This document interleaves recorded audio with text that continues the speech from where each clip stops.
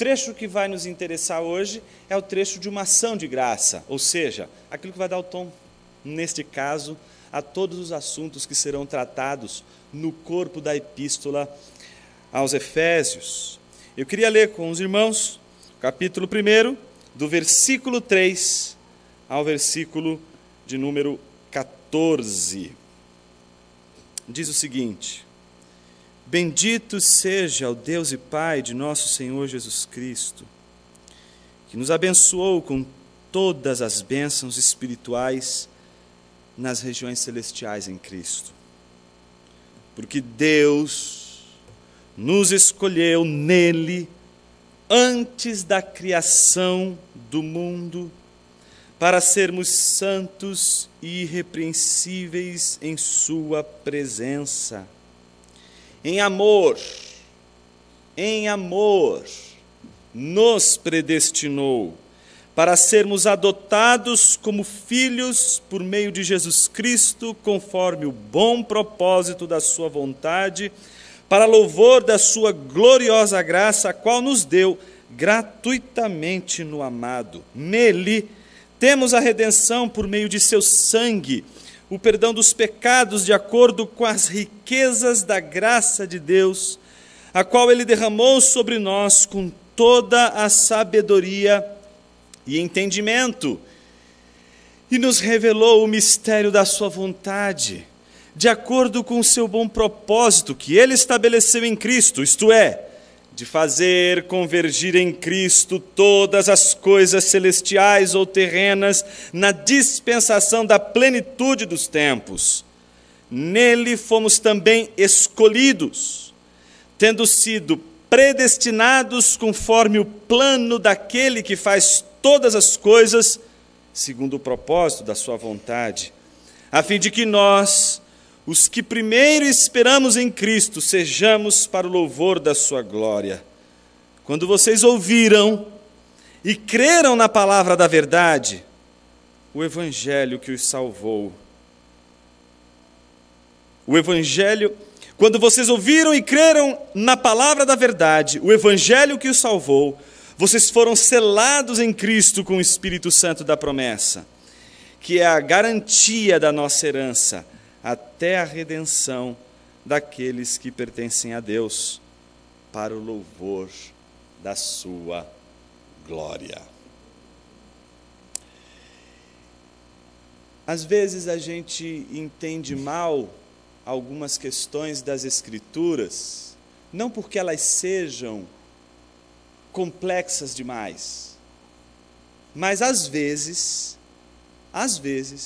não entendemos alguns temas que a Bíblia considera e trata, porque não entendemos o problema, não entendemos a questão, não entendemos o que este ensino está respondendo, quais questões este ensino está respondendo, e porque muitas vezes não conhecemos as questões e não entendemos os problemas, as soluções que a Bíblia dá para determinados problemas tampouco são compreendidas.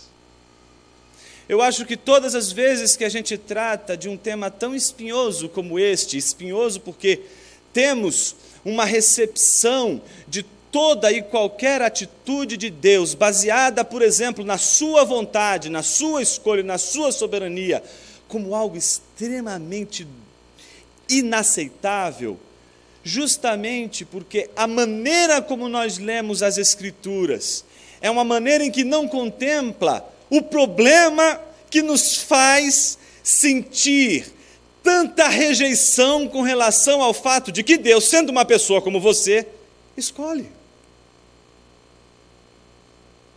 A não ser que você queira que Deus seja uma causa primeira, como dizia Aristóteles, um primeiro motor imóvel, que não precisa nem saber que existe, que não precisa nem pensar sobre si mesmo, porque não é uma pessoa, é uma força. Mas se você pensa em Deus como uma pessoa, e entende que tudo aquilo que é pessoal no mundo só poderia ser causado por algo que fosse também pessoal, então, se é característica daquilo que é pessoal, escolher, ter vontade, então não poderia aquele que é a causa de tudo que é pessoal ser privado de tamanha característica, que é escolher, que é ter vontade, que é ter o poder das decisões, e ainda mais em se tratando do ser de Deus, o Criador de todas as coisas. Mas não é suficiente saber que Deus é uma pessoa. É preciso saber quem nós realmente somos. Quando nós sabemos quem nós realmente somos, e em que estão pautadas as nossas escolhas, as nossas vontades, nós descobrimos algo interessantíssimo acerca da vontade de Deus e das suas escolhas.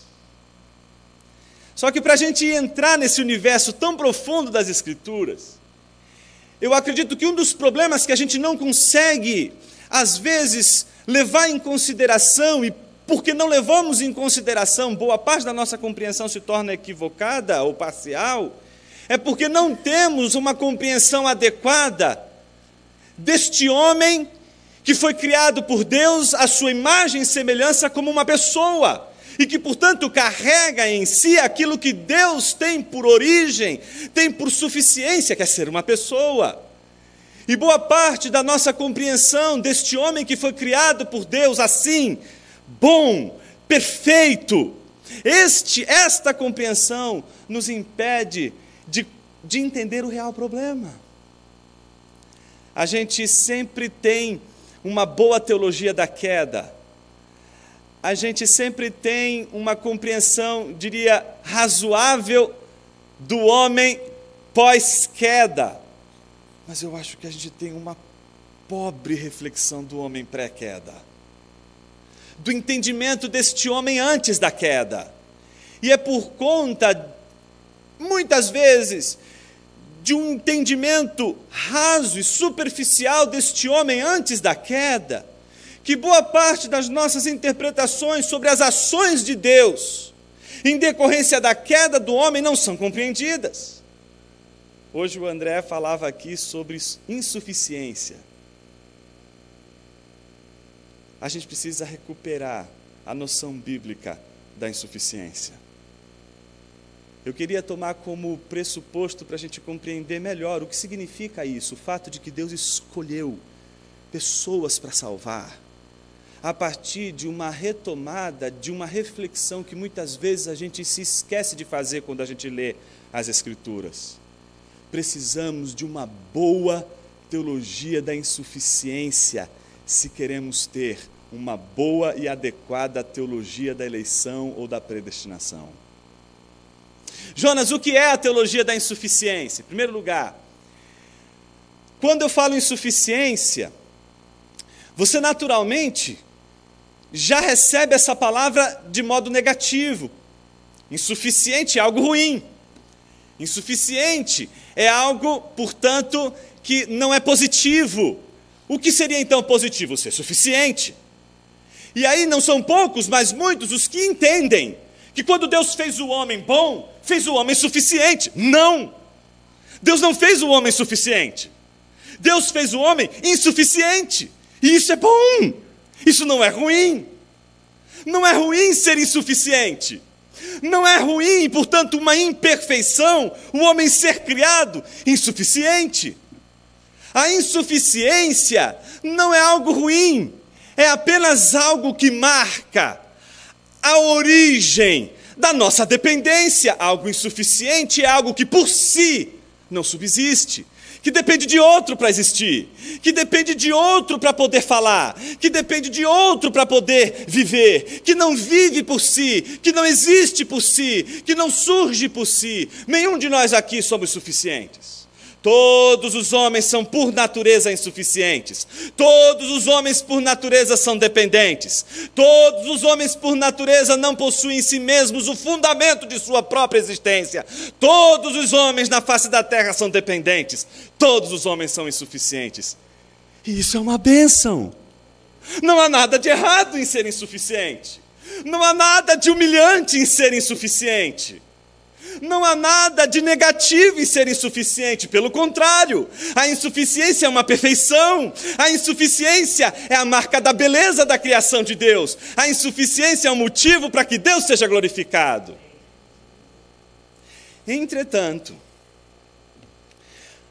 A falta de compreensão acerca do que é a insuficiência faz com que a gente rejeite logo de cara a ideia de que quando Deus formou o homem, já o formou insuficiente. E faz com que a gente, pelo contrário, entenda que Deus, quando criou o homem suficiente, autônomo, capaz de escolher, capaz de dar rumos à sua vida tal qual Ele quer.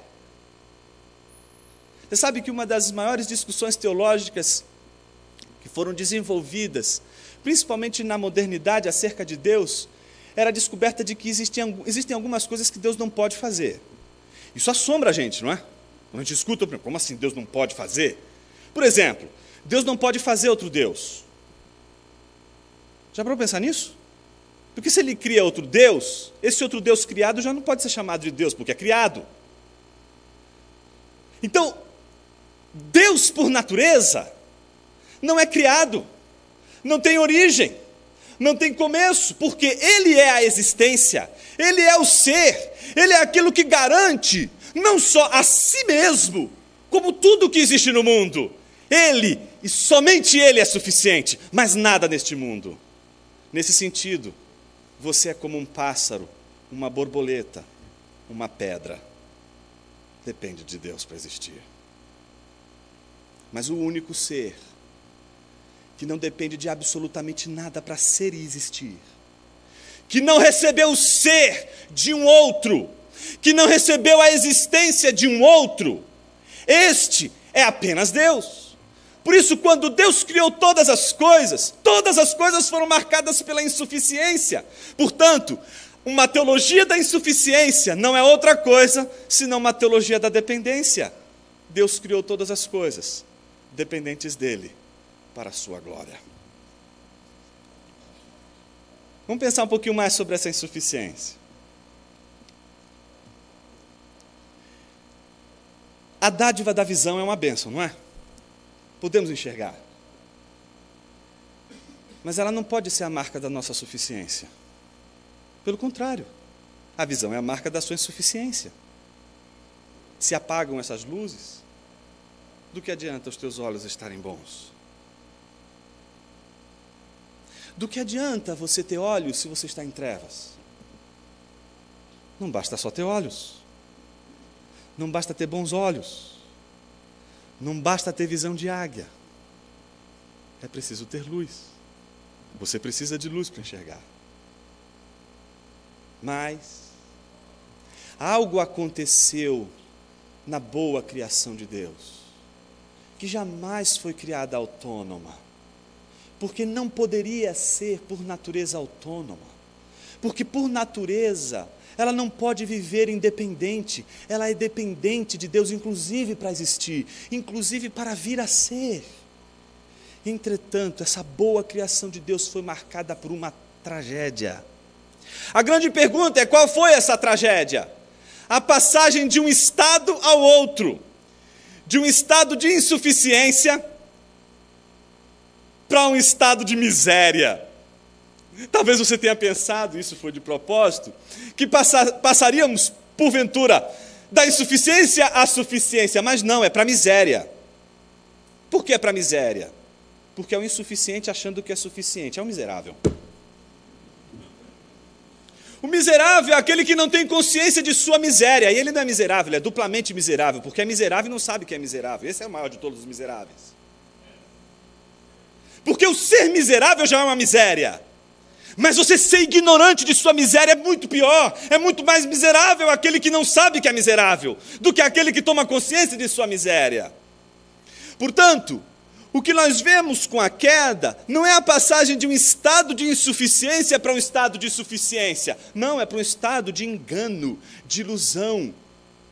Um homem que se acha suficiente é um homem duplamente miserável, porque ele é miserável, não consegue ter consciência da sua miséria, e ele acha que é Deus. Ele acha que é autônomo. Então perceba que a gente tem duas situações aqui absolutamente distintas.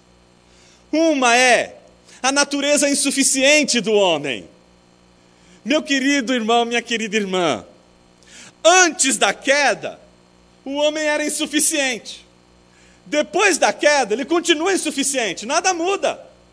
continua a mesma coisa, continua dependendo da mesma forma, continua não podendo existir por si só, continua existindo sempre dependendo de Deus, não importa quem seja, não importa onde seja, não importa em que época seja.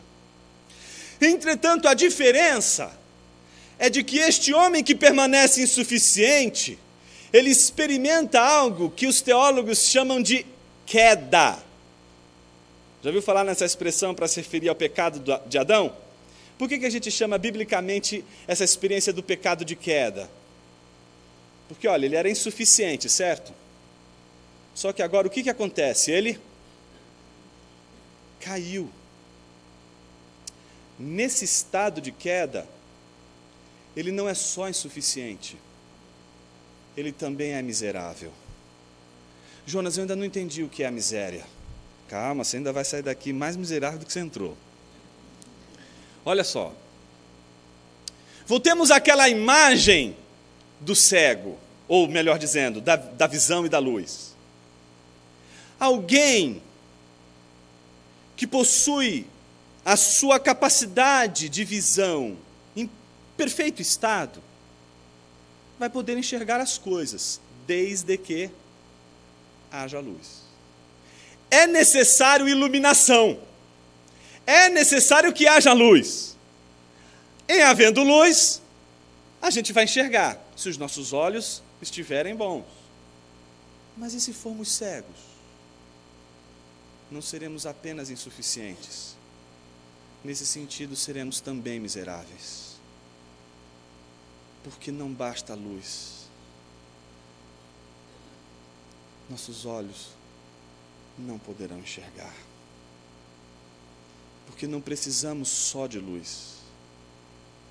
Na miséria, a gente fica doente. Na miséria, a gente não precisa só de luz. Na miséria, a gente precisa ser curado. A gente precisa poder enxergar novamente. Eu acho que até aqui, se você acompanhou o raciocínio, você pôde perceber que há uma diferença entre o homem antes da queda e o homem depois da queda. O homem antes da queda e o homem depois da queda é um homem que permanece insuficiente. Ele permanece precisando de luz para poder enxergar. A diferença é que depois da queda, não basta só a luz. A luz é algo externo a ele. A luz é algo fora dele. Mas existe agora algo dentro dele. Ele dentro dele precisa ser mudado. Algo dentro dele precisa ser alterado. Algo dentro dele precisa ser redimido. Algo dentro dele precisa ser restaurado. Algo dele precisa voltar ao normal. Precisa voltar ao seu estado que agora não é o normal. Esse estado agora não corresponde ao estado da criação. Possui um estado de corrupção, um estado de perda da sua potencialidade, da sua capacidade. Toda a obra de Cristo Jesus não é outra senão a de curar cegos, incapazes de enxergar a sua miséria. Quando o homem caiu, ele se tornou cego, cego para Deus, mas não só cego para Deus, cego para si mesmo, não consegue enxergar suas limitações, não consegue enxergar sua fraqueza, e corrompido pela cegueira que impede de ver-se a si mesmo como realmente é, ele se acha mais poderoso, ele se acha autônomo, ele se acha capaz de todas as coisas, e descobre o quanto isso é terrível, quando se enfrenta, por exemplo, uma enfermidade, quando se enfrenta algo do qual esse homem que se julga tão poderoso, tão autônomo, se vê perdido no descontrole, sem controle de absolutamente nada à sua volta. A grande pergunta é: quando tivemos o controle? A cegueira é a ilusão do controle. A cegueira é a ilusão da sua pretensa onipotência. Sabe aquele caso, seja de um pai, seja de uma mãe, que de repente diz assim: puxa, mas se eu tivesse ali naquela hora, meu filho não teria passado pelo que ele passou. Você não é Deus, meu irmão. Você não é Deus, minha irmã. Você não é onipotente. Você não pode fazer todas as coisas. Você não pode estar em todos os lugares ao mesmo tempo. Você e eu somos limitados, marcados pela nossa natureza pequena. Mas esse não é o problema. O problema é que nem todos conseguem enxergar a sua fraqueza. Nem todos conseguem enxergar a sua miséria. Nem todos conseguem compreender a sua miséria. Nem todos conseguem conhecer a verdade. A grande pergunta é: como conhecer a verdade? Somos treinados pela nossa civilização ocidental a acreditar que o conhecimento da verdade é uma obra nossa. Isso é fruto do platonismo que fundamentou nosso ocidente, o mundo que a gente vive. Já assistiram Matrix? Matrix é uma versão de Platão, lá do livro 7º da República, o famoso mito da caverna. Já ouviram falar no mito da caverna? O mito da caverna era a história de homens que foram aprisionados e viviam presos no fundo de uma caverna, e eles não podiam fazer nenhum movimento, nem para cima, nem para baixo, eles só podiam olhar para o fundo da caverna. E no fundo da caverna eles só conseguiam enxergar as sombras que eram projetadas justamente no fundo da caverna. Por quê? Porque atrás deles, eles não podiam fazer esse movimento de saber o que acontecia lá atrás, mas atrás deles havia um muro, e por detrás desse muro, homens carregavam utensílios, e atrás desses homens havia o raio de luz do sol, que ao bater nesses utensílios, projetava a sombra desses utensílios lá no fundo da caverna. Qual era o grande problema? Eles não tinham a capacidade de enxergar esse mundo atrás deles. Eles só conseguiam enxergar a realidade que estava diante deles, e eles diziam: a única realidade que existe é a realidade que está diante de mim, as sombras. Então o que precisava acontecer? Eles precisavam ser libertos. Não dá para conhecer esse outro lado, não dá para saber o que está acontecendo, não dá para saber a razão, não dá para saber a causa de todas as coisas, não dá para responder as perguntas mais importantes da vida, como, por exemplo, de onde eu vim, para onde eu vou, qual é o sentido da vida, o que é o bem, o que é o mal, o que é o belo. Não dá para a gente buscar a solução para essas perguntas se a gente ficar olhando só para as sombras. A gente precisa ser liberto. Então Platão descreve que um dia um daqueles prisioneiros se libertou. E ele se libertou apenas pelo pensamento. É a ideia de que ele se livra, e aí o poder da razão, o poder do pensamento é a causa da sua libertação. Ele se vê livre agora e pode fazer movimentos que antes não faziam. E aí, duas são as suas experiências. A primeira delas, quando ele começa a fazer o movimento, ele sente dor. Aí Platão vai dizer: o conhecimento da verdade causa dor. Você vive a vida acreditando em algo, dizendo: a vida é assim, eu posso, eu realizo, eu escolho, eu determino o meu futuro, eu determino as coisas, é só ter o pensamento certo, é só ter a ideia certa que eu chego lá, nada vai me impedir. A gente passa a vida inteira acreditando nisso. A gente precisa ser liberto dessa ideia. E ao ser liberto dessa ideia, Platão vai dizer que a gente é liberto pela razão, e essa libertação ela começa com sofrimento, com dor. Eu passei a minha vida inteira acreditando que as coisas funcionavam assim. De repente eu descubro que não é assim, isso dói, isso agride. Segundo movimento, quando ele consegue virar e olhar, ele dá de cara com a luz do sol e aquilo cega. E aí ele precisa primeiro se acostumar com a luz, ele precisa de tempo para se acostumar com o que ele está vendo. É algo muito novo, é novo para ele, mas está ali há tanto tempo. Mas ele só conseguiu descobrir isso agora. Então ele volta e começa a evangelizar, quer dizer, a falar com um monte de prisioneiros lá no fundo da caverna, para dizer o seguinte: olha, tem um negócio aqui atrás que vocês precisam enxergar. Não é à toa que os primeiros cristãos, boa parte deles era fruto da conversão de homens que eram platônicos, porque eles olhavam para tudo isso e diziam: não é possível, o que os cristãos estão dizendo é o que também a gente aprendeu com Platão, mas tem uma diferença fundamental. Qual é a diferença fundamental? Por que a gente pode olhar e dizer assim: puxa vida, quanta semelhança há entre o conhecimento da verdade de Platão e o conhecimento da verdade da Bíblia? Mas onde está a grande diferença? A grande diferença é que Platão, ele é como todo o Ocidente, acredita que pode se libertar apenas pensando, de que o poder da libertação está em você mesmo, de que você precisa conhecer a si mesmo. Conhece-te a ti mesmo e você vai se libertar de todos os aprisionamentos, de todas as ideias falsas e sombras da realidade. Os cristãos disseram: não, não é assim. Não sou eu que me liberto. Eu preciso de que alguém me liberte. E esse alguém que me liberta, os cristãos disseram, é o Santo Espírito de Deus. Se o Espírito Santo não operar nos nossos olhos e não nos curar de nossa cegueira, nós não vamos conseguir enxergar a realidade que está diante de nós. Então parece que para sermos libertos, a gente precisa, em primeiro lugar, de que o Espírito Santo, ele cure os nossos olhos, e aí começam todos os nossos problemas.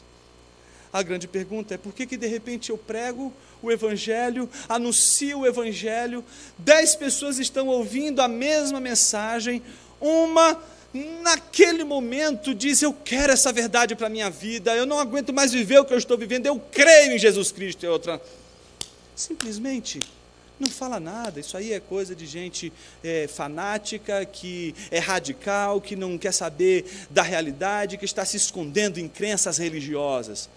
Por que isso acontece? Porque não depende de mim nem de você. Aliás, desde o momento em que a gente abre o texto das Escrituras e começa a pensar e a pregar sobre o que está ali, já não é mais a nossa persuasão o elemento fundamental para convencer as pessoas. Não é mais a nossa oratória, não é mais a nossa lógica, mas a gente precisa de algo mais poderoso do que a nossa retórica e a nossa lógica. A gente precisa do testemunho interno do Espírito Santo. A gente precisa da ação do Espírito Santo que nos liberta. E aí vem a grande pergunta: por que o Espírito Santo não cura os olhos de todos os homens? Por que todos os homens não enxergam essa realidade? Por que não chega a Jesus no fundo da caverna dessa humanidade horrorosa que a gente vive em tamanha depravação e diz assim: acabou! E cura todos os homens de sua cegueira, cura os homens de tudo aquilo que impede-os de enxergar a realidade. Isso nos ofende, porque a gente acha que seria justo Deus curar o coração de todos os homens, de curar os olhos de todos os homens. Mas aí a gente se escandaliza, porque a gente descobre que Deus escolheu alguns, não escolheu todo mundo. E aí a gente começa a pensar: mas espera aí, como é que eu posso conceber um Deus de amor se Ele não salva todo mundo? Eu queria retomar um outro ponto, e esse é o segundo ponto antes da gente ir para a nossa conclusão. Esse talvez seja o mais importante. Seja a pergunta pela cura, a cura dos nossos olhos. O que é a salvação? O que é a redenção? A salvação é um ato. A gente precisa então responder uma pergunta: esse ato é realizado por quem? Quem realiza esse ato? Só existem duas respostas. Não existem 3, não existem 4, não existem 5, não existem 6, só existem duas respostas. Ou esta salvação é um ato exclusivo de Deus, ou esta salvação é um ato em conjunto, um Deus e o homem. Imagine você que alguém diga assim: mas Jonas, como pode o ato da salvação ser exclusivo de Deus? Por que eu não posso contribuir para a salvação? Porque, veja só, suponhamos que a minha parte seja muito pequena. Suponhamos que o que Deus faz na salvação seja 9,999999, e o que eu faça seja nada mais nada menos do que um mísero 0,0000001. Ínfimo o que eu fiz, mas isso justificaria o fato de que existem algumas pessoas que podem ser condenadas a uma separação completa e eterna da felicidade plena, por conta de sua própria escolha, mas não por conta da escolha de Deus, de que pessoas estão indo para o inferno porque escolheram ir para o inferno. É tão interessante quando a gente começa a pensar esse tipo de coisa, e a gente percebe o quanto concluímos desta maneira, porque esquecemos vários problemas que estão no entorno dessa questão. Veja só você, quando a gente diz assim, a salvação é uma obra de Deus, mas depende, ainda que seja de 0,00001%, o que a gente está dizendo, em outras palavras, é que se Deus fizer 9,999999, ainda assim, Ele não é poderoso o suficiente para salvar alguém. E aí, já não temos mais um homem de joelhos diante de Deus, mas um Deus de joelhos diante de um homem. Você deve estar pensando assim, mas Jonas, isso aí tem a ver com doutrina da salvação, o que isso tem a ver com a minha vida diária? O que isso tem a ver com a prática, com o meu dia a dia? Isso explica porque nós temos hoje tantas igrejas que dão ordens a Deus. Senhor, eu determino agora que esse carro do ano vai ser meu, que neste sorteio eu serei escolhido, eu serei eleito, mas eu determino, está determinado, selado em nome de Jesus, ainda fala assim. Ou então o sujeito que diz o seguinte, ou o Senhor me abençoa e restaura o meu casamento, ou então isso aqui é uma palhaçada, ou então a sua palavra não se cumpre. É interessante como boa parte de nossa relação com Deus reflete a maneira como a gente interpreta a salvação de Deus. Uma das coisas mais incríveis que pode mudar a nossa mente é entender que éramos cegos, não apenas insuficientes, mas cegos, incapazes de enxergar. E a grande pergunta é: como posso me curar? Como posso curar minha cegueira? A pergunta é: como posso eu chegar até Deus? A grande pergunta que se faz é: como pode o morto voltar a viver por si só? Se ele por natureza é insuficiente, se ele permanece insuficiente mesmo depois da queda, se ele permanece dependendo do autor da vida depois da queda, como pode ele mesmo depois da queda agora ser poderoso para livrar-se de sua miséria? Ele é insuficiente, sempre dependeu de Deus, depende de Deus para viver, depende de Deus para ser regenerado, depende de Deus para ser transformado. O texto que nós lemos, de Efésios, capítulo 1, ele diz no versículo 5, que Deus nos predestinou em amor. Como isso ofende este homem que acredita no 0,00001% de sua contribuição para a salvação. E a grande pergunta é: por quê? Porque ele não consegue enxergar amor na escolha de Deus. Agora, por que ele não consegue enxergar amor na escolha de Deus? Porque ele é cego. Ele não viu quem ele é ainda. Ele não se enxergou ainda como ele deveria se enxergar. Ele se acha uma pessoa boa. Ele se acha uma pessoa capaz de ser boa. Ele acha que ele é uma pessoa capaz.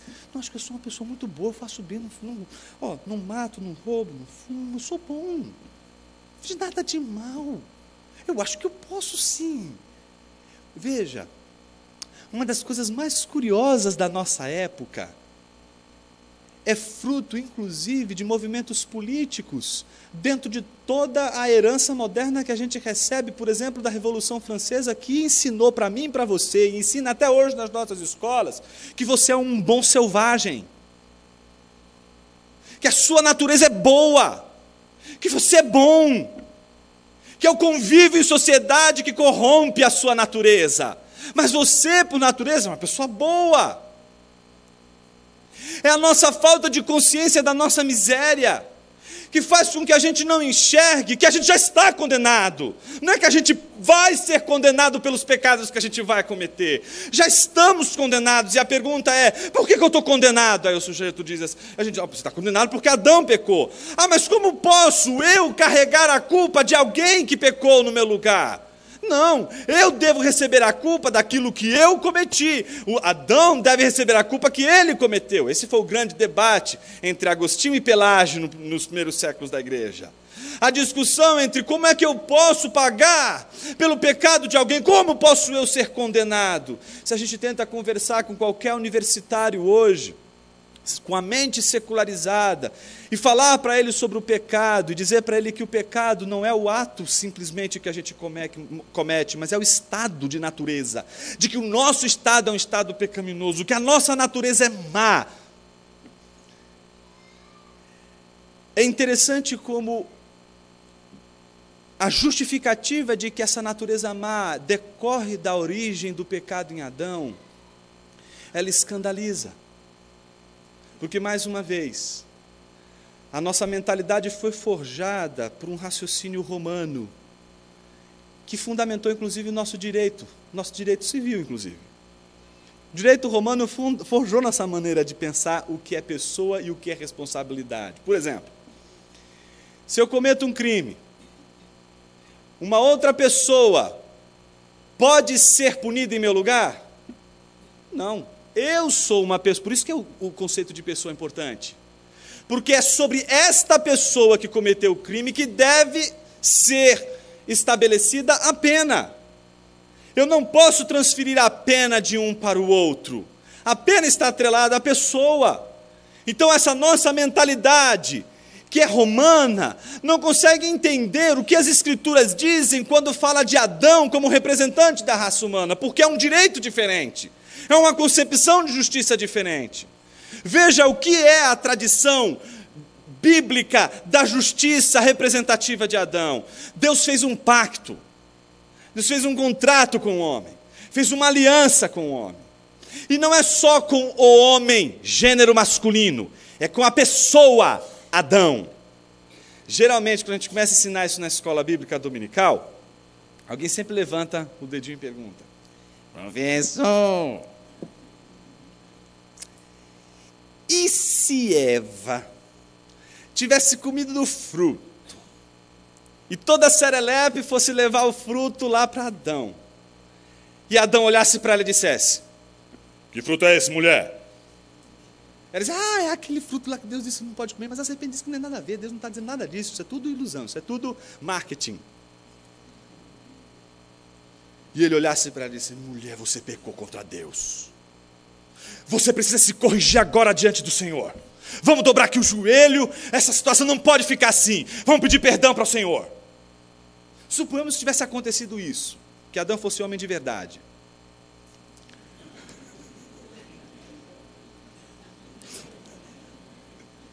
Aí o aluno pergunta: todos os homens ficariam em estado de pecado se só fosse Eva? Cuidado, irmão. Veja só. A resposta é não. Se só Eva peca, a humanidade não pecaria. O senhor é machista. Não, você que não leu a Bíblia direito. Por quê? Porque não é questão de gênero. Deus não fez um pacto com o macho meramente. Deus fez um pacto com a pessoa Adão. E o pacto era o seguinte: você, Adão, representa você mesmo, Eva e todos os descendentes. Se você falhar, Adão, toda a tua descendência vai cair debaixo do jugo deste pecado. Esse é o acordo. Esse foi o acordo. O interessante é que o homem peca. E o que acontece? O pecado não se tornou algo biológico. Às vezes as pessoas, talvez por conta da inspiração em Agostinho, acabam achando que o pecado é uma substância, algo genético, algo biológico. Por isso alguns se aventuram a dizer que o pecado tem a origem no sexo, e aí é transmitido pelo sexo. Tem nada a ver com isso, irmão. O pecado, ele é um juízo, é um aspecto forense da natureza humana. O homem foi declarado culpado. O homem foi declarado agora culpado e condenado por conta exatamente da desobediência de Adão. O pacto era esse. Então todos estão condenados. Não há um homem sequer que esteja livre desta condenação. Entretanto, haveria a possibilidade de redenção para estes homens caídos? Sim. E o que precisaria ser feito? Um outro representante, porque é assim que o direito bíblico funciona. Assim como um representou todos no pecado, seria necessário que um outro representasse agora outros homens na obediência. Você já parou para ler Lucas, a passagem da tentação de Jesus no deserto? Depois à noite, lá na sua casa, antes de você perder a sua noite pensando sobre tudo isso, leia a passagem de Lucas referente à tentação de Jesus no deserto, mas leia antes. Comece lendo antes o contexto. Você vai descobrir que antes da tentação, Lucas colocou a genealogia de Jesus invertida. Ela está invertida. E ela termina onde ela deveria começar, em Adão. E logo em seguida a tentação de Jesus no deserto. O que Lucas está querendo mostrar para os seus leitores? De que aquele Adão foi marcado pela desobediência. Mas este último Adão vai representar uma nova raça. Uma raça que será representada agora pela obediência, pela fidelidade e pela santidade. Veja o que o texto de Efésios, capítulo 1, versículo 3 em diante diz: Bendito seja o Deus e Pai de nosso Senhor Jesus Cristo, que nos abençoou com todas as bênçãos espirituais nas regiões celestiais em Cristo. Veja, porque Deus nos escolheu nele antes da criação do mundo, para sermos como Ele, santos e irrepreensíveis em sua presença. Em amor nos predestinou para sermos adotados como filho por meio de Jesus Cristo. Toda a obra da salvação ela é mediada por Jesus. Ele é o mediador da redenção. Ele é a causa pela qual os nossos olhos foram curados. Mas olha que coisa curiosa, seus olhos foram curados, você foi redimido, mas você continua insuficiente. Por quê? Você continua precisando da iluminação do Espírito Santo. Sem essa iluminação você não lê as Escrituras corretamente. Sem essa iluminação você não entende as Escrituras corretamente. E aí você começa a ler Efésios e diz assim: meu Deus, quer dizer então que se hoje eu sou salvo, isso aconteceu porque o Senhor me escolheu desde o início de todas as coisas? Sim. E a pergunta é por quê? Porque se Ele não fizesse isso, você estaria cego até agora. E o seu caminho era um só caminho. Não era o caminho da injustiça, mas o caminho da justiça. Preste atenção no que eu vou te dizer. A condenação é a manifestação da justiça. A regeneração é a manifestação da misericórdia. Sobre os condenados, não é manifesta a injustiça de Deus, é manifesta a justiça de Deus. Mas sobre os regenerados, o que foi efetuado neles não foi a justiça, mas a misericórdia. E o que é a misericórdia? A consciência de que você já tinha um caminho igual a de qualquer outra pessoa que está em direção à condenação. Por isso é inadmissível um cristão arrogante, um eleito consciente de sua eleição arrogante. Um cristão jamais poderia esquecer do lugar de onde Deus lhe tirou. A pergunta que eu lhe faço hoje é uma só: de onde Deus lhe tirou?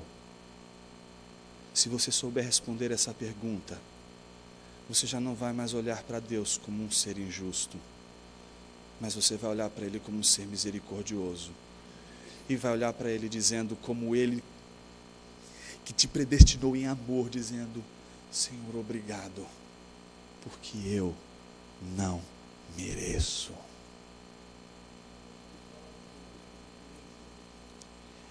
Portanto, a teologia da eleição, ela não é uma teologia da autoexaltação do homem, é uma teologia da humilhação. Ela traz quebrantamento, ela traz santidade, ela traz transformação, porque ela faz a gente enxergar quem a gente é. Não tem como você saber quem Deus de fato é e ao mesmo tempo não saber quem você é. Por isso, uma das marcas importantes da obra redentora de Jesus é exatamente esta cura, que não tem a sua origem numa ação sua. Você não pode se curar. Por isso, aquele que diz: não, para que Deus seja bondoso, eu preciso justificar que aqueles que foram condenados ao inferno foram condenados porque eles escolheram ir para o inferno, ou eles escolheram a condenação. Perceba você que essa visão já não é uma visão bíblica, ela é uma visão romana. Ela é aquela visão que Paulo está batendo de frente quando ele escreve Romanos 9. Ele está batendo de frente com relação a toda e qualquer construção mental que faz com que a gente leia qualquer escolha divina como sendo arbitrária. Eu lhe faço só uma pergunta, meu irmão. Se você tem uma casa pequenininha, mas você é que nem Roberto Carlos, tem 1 milhão de amigos, como é que você vai colocar todos naquela casinha? É como festa de casamento, sempre dá problema, não é isso? Porque a gente precisa escolher.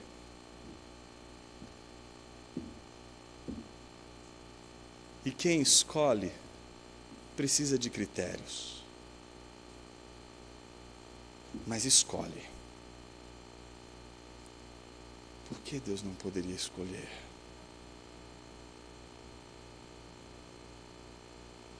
Se Ele não é uma máquina, se Ele não é uma catapulta que apenas dá início ao mundo e depois se separa dele e deixa que o mundo siga o seu próprio curso, se Ele é uma pessoa, por que Deus não pode escolher aqueles que por si só são todos miseráveis, aqueles a quem Ele julga serem agora alcançados pela misericórdia, pela sua graça infinita e amorosa?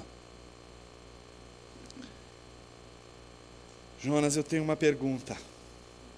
Depois de tudo isso, eu só tenho uma pergunta. Eu já não tenho mais nenhuma dificuldade em entender que Deus escolhe, Ele tem direito de escolher, porque Ele é Deus. Eu sou insuficiente, fui miserável, mas Ele me regenerou, mas permaneço insuficiente. Jonas, eu só preciso de uma resposta, para que eu possa dormir hoje com meu coração tranquilo. Por que Deus me escolheu? Eu tenho uma resposta certa e única para você. Não sei. Adoraria saber. Mas todas as vezes que eu olho para mim, eu não consigo encontrar nada. Nada. Nada. Eu só consigo dizer: obrigado, Senhor. Obrigado, Senhor. Obrigado, Senhor. Quando eu penso em pessoas que querem apresentar algo extraordinário para alcançarem a atenção de Deus, porque elas acham que se elas fizerem algo extraordinário, elas podem, por isso, pela sua própria vontade, serem salvas, eu sempre me pergunto: se eu estiver ao lado da cruz de Jesus, o que eu poderia fazer de mais extraordinário do que aquilo que Ele fez ali? Eu acho que diante da cruz de Jesus, a gente não pode mais ficar em pé. a gente tem que ficar de joelhos. E o lugar mais alto, que é a nossa mente, deve encontrar ao pé da cruz o topo do mundo. E ninguém vai conseguir colocar a cabeça ao pé da cruz se não for de joelhos. Falar sobre eleição e depravação não é falar sobre algo que a gente entende, é falar sobre um mistério revelado. Coisas de Paulo, coisas que são de uma tensão incrível, coisas que fazem a gente se perguntar: como pode Deus ser soberano e eu ser responsável pelos meus pecados? Se Ele determinou todas as coisas para um determinado fim, como posso eu ser responsável pelos meus erros e falhas? Um dia chegaram para Spurgeon e disseram assim para ele: Spurgeon, como você reconcilia a soberania de Deus e a responsabilidade humana? Eu falei: eu nem tento. Para que eu vou reconciliar, amigos? Talvez a depravação total e a eleição incondicional, ou seja, o fato de que Deus escolheu, não porque você fez alguma coisa de extraordinário, porque tudo que poderia ser feito de extraordinário está lá na cruz. E aí você foi escolhido e você não sabe sequer por que você foi escolhido. Você não consegue entender o porquê você foi escolhido, mas você sabe que foi escolhido. E a única coisa que faz você ter a certeza de que você foi escolhido não é de que você tem superpoderes, de que você agora é um mutante evangélico, que começa a determinar que as coisas aconteçam e elas aconteçam. Mas agora você descobriu algo maravilhoso. Você não consegue encontrar algo que seja mais digno de gratidão, de amor, de devoção do que o próprio Deus. Você não consegue não acreditar em Deus. Você não consegue não amar Deus. Você não consegue enterrar Deus num canto. Você não consegue mais se livrar de Deus. Pelo contrário, você não consegue deixar de amá-lo.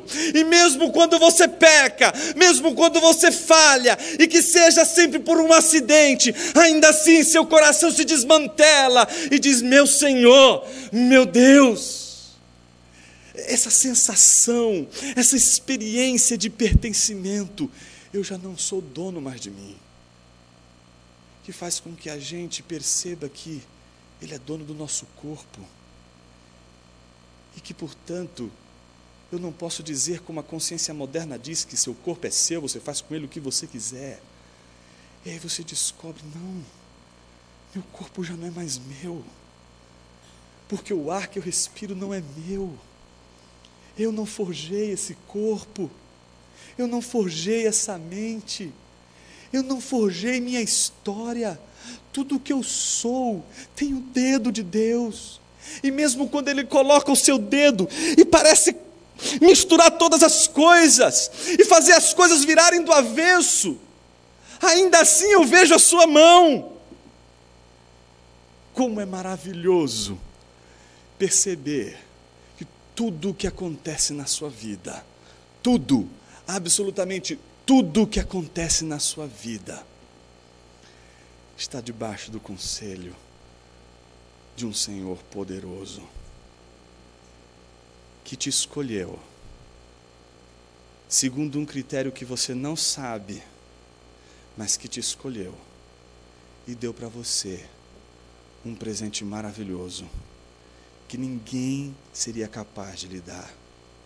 E a sua mãe lhe ensinou que todas as vezes que você ganhar um presente, você deve fazer uma só coisa: agradecer. E aí descobrimos algo maravilhoso.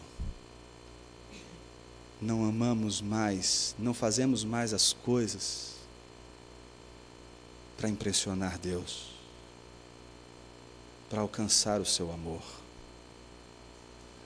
As nossas obras já não são mais feitos extraordinários para tocar o coração de Deus e sensibilizar o coração de Deus em relação a nós, mas ao contrário, nós sabemos que Ele nos ama. E aí tudo o que a gente faz, todas as obras que a gente realiza, já não é mais para conseguir a salvação como a gente pensava, mas é o contrário, é apenas uma forma de dizer: eu te amo, obrigado porque o Senhor me escolheu. E aí o que a gente faz na casa de Deus, o que a gente faz para Deus, já não é mais para conquistar algo de Deus, mas é simplesmente uma forma de dizer: obrigado, Senhor.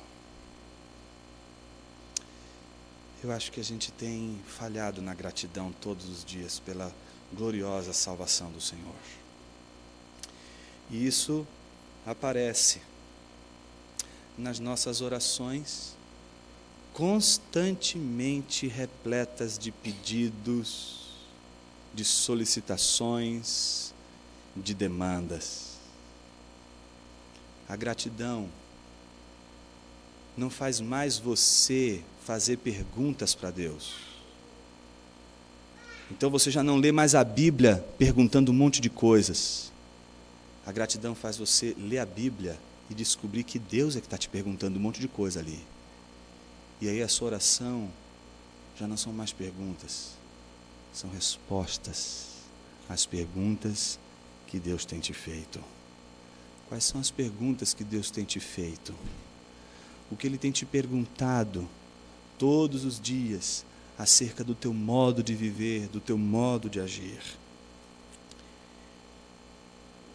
Quando vocês ouviram e creram na palavra da verdade, o Evangelho que os salvou, vocês foram selados em Cristo com o Espírito Santo da promessa, que é a garantia da nossa herança, até a redenção daqueles que pertencem a Deus, para o louvor da sua glória. Você tem um dono, você não é dono. Você tem um dono, e esse dono é aquele que te escolheu. Vamos orar.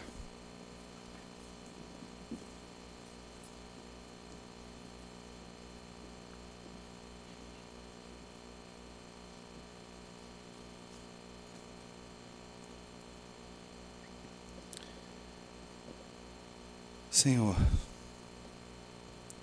como poderíamos te louvar pela salvação se descobrimos que ela foi fruto de uma cooperação,